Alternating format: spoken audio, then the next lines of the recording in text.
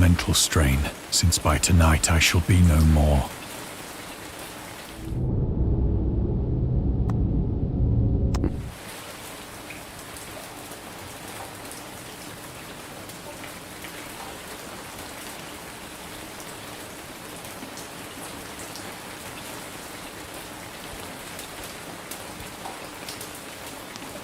Penniless, and at the end of my supply of the drug which alone makes life endurable, I can bear the torture no longer, and shall cast myself from this garret window into the squalid street below.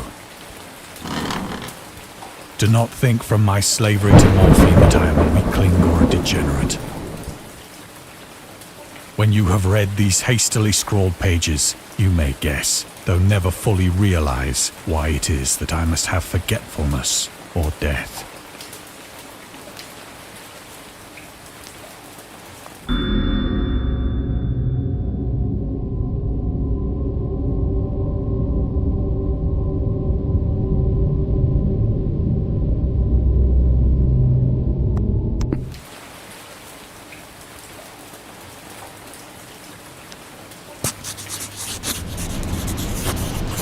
It was in one of the most open and least frequented parts of the broad Pacific that the packet of which I was supercargo fell a victim to the German sea raider.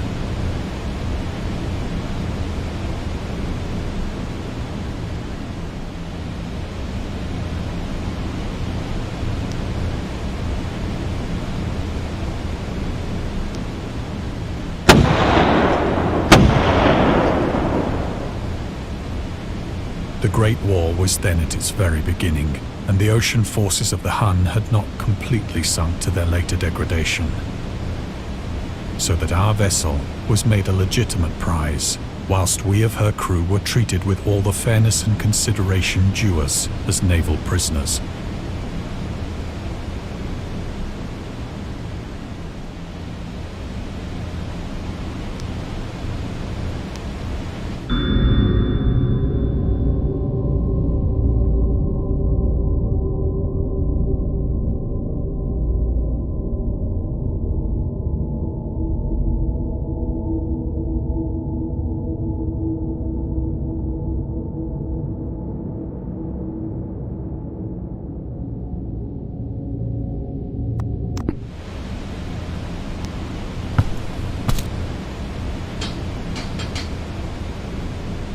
So liberal, indeed, was the discipline of our captors, that 5 days after we were taken, I managed to escape alone, in a small boat, with water and provisions for a good length of time.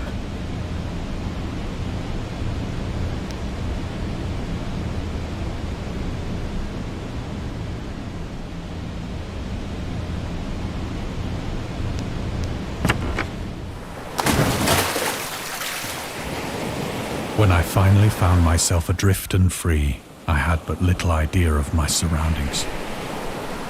Never a competent navigator, I could only guess vaguely by the sun and stars that I was somewhat south of the equator. Of the longitude, I knew nothing, and no island or coastline was in sight.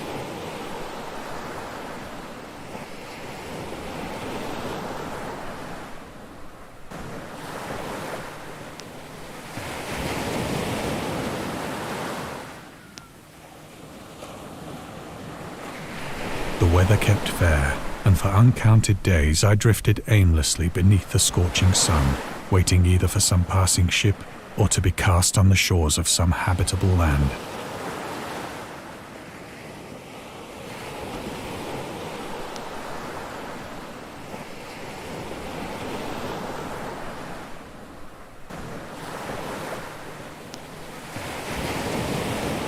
But neither ship nor land appeared, and I began to despair in my solitude upon the heaving vastness of unbroken blue. The change happened whilst I slept. Its details I shall never know, for my slumber, though troubled and dream-infested, was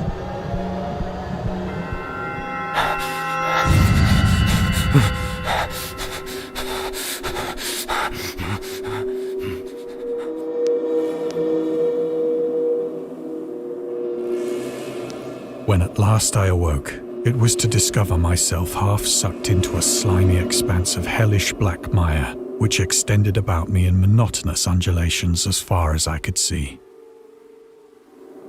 and in which my boat lay grounded some distance away. Though one might well imagine that my first sensation would be of wonder at so prodigious and unexpected a transformation of scenery, I was in reality more horrified than astonished.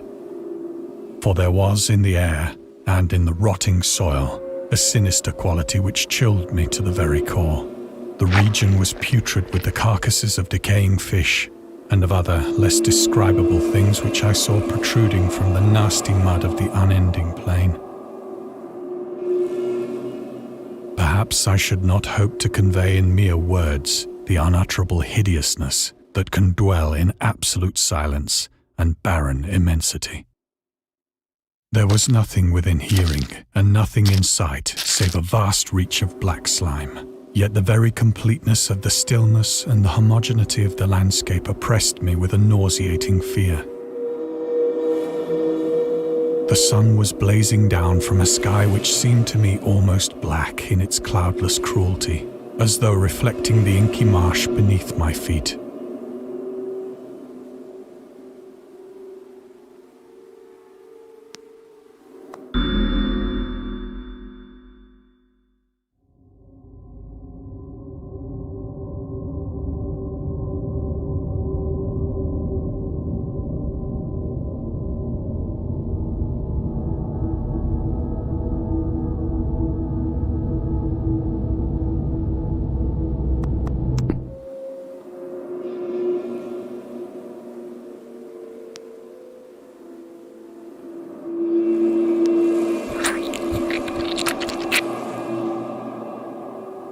As I crawled into the stranded boat, I realized that only one theory could explain my position.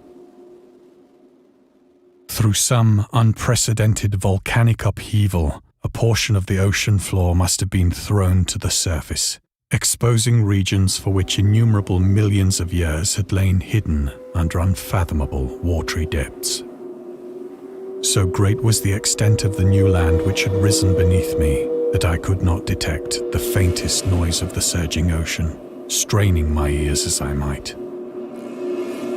Nor were there any seafowl to prey upon the dead things.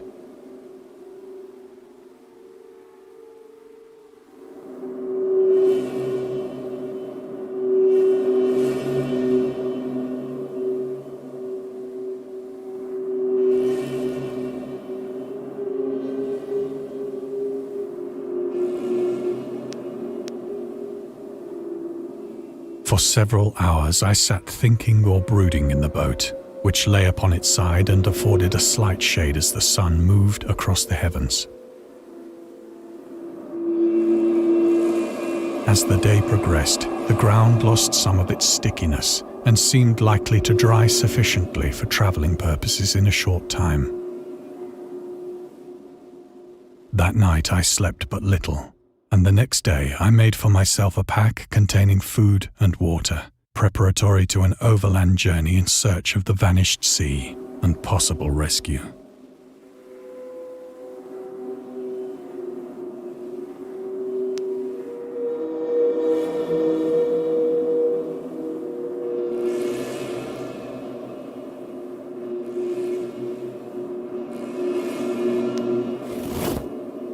On the third morning, I found the soil dry enough to walk upon with ease.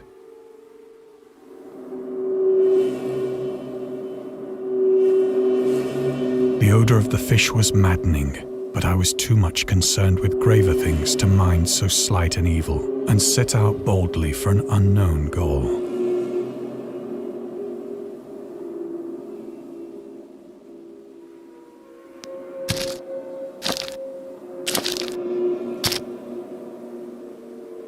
All day I forged steadily westward, guided by a faraway hummock which rose higher than any other elevation on the rolling desert.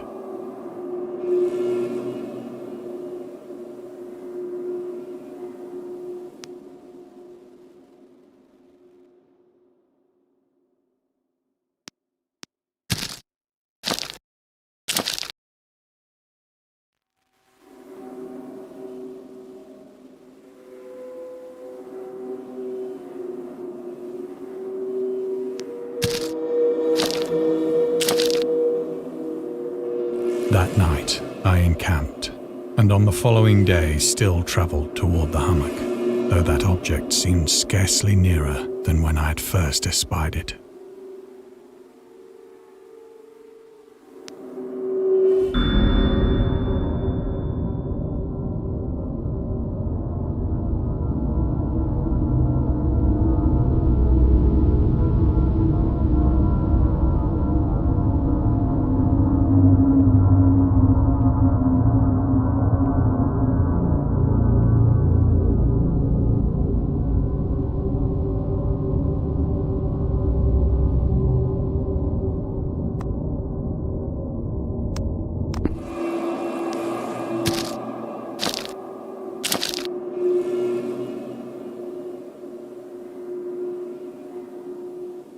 By the fourth evening, I attained the base of the mound, which turned out to be much higher than it had appeared from a distance. An intervening valley setting it out in sharper relief from the general surface. Too weary to ascend, I slept in the shadow of the hill. I know not why my dreams were so wild that night, but ere the waning and fantastically gibbous moon had risen far above the eastern plain, I was awake in a cold perspiration, determined to sleep no more. Such visions as I had experienced were too much for me to endure again. And in the glow of the moon I saw how unwise I had been to travel by day. Without the glare of the parching sun, my journey would have cost me less energy. Indeed, I now felt quite able to perform the ascent which had deterred me at sunset. Picking up my pack, I started for the crest of the eminence.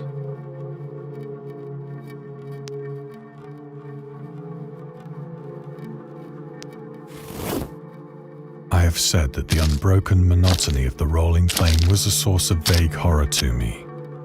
But I think my horror was greater when I gained the summit of the mound and looked down the other side into an immeasurable pit or canyon, whose black recesses the moon had not yet soared high enough to illumine.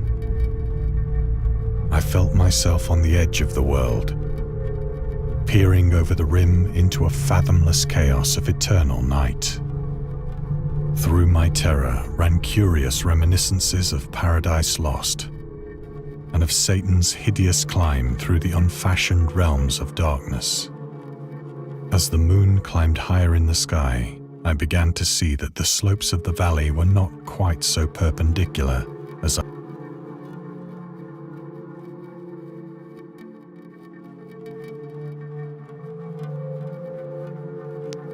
Ledges and outcroppings of rock afforded fairly easy footholds for a descent, whilst after a drop of only a few hundred feet, the declivity became very gradual.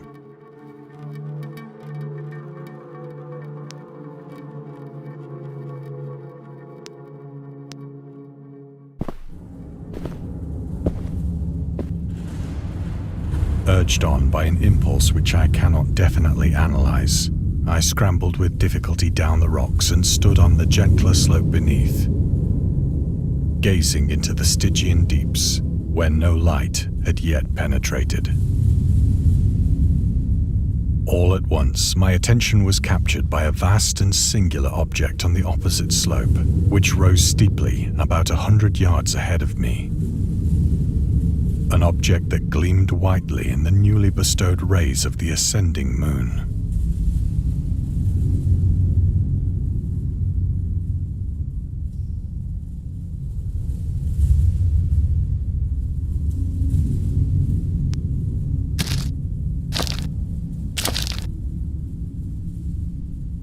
That it was merely a gigantic piece of stone, I soon assured myself. But I was conscious of a distinct impression that its contour and position were not altogether the work of nature. A closer scrutiny filled me with sensations I cannot express.